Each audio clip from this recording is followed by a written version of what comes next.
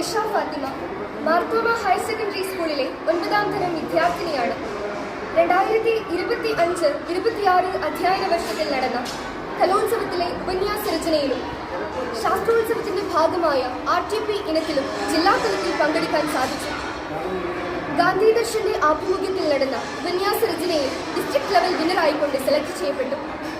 ഈ സ്കൂളിന്റെ ഭാഗമാകാൻ സാധിച്ചതിൽ ഞാൻ ഏറെ സന്തുഷ്ടയാണ്.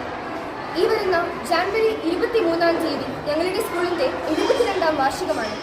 ഈ സുദിനത്തിലേക്ക് എൻ്റെ സുഹൃത്തുക്കളെ സ്വാഗതം ചെയ്യുന്നു. Thank you.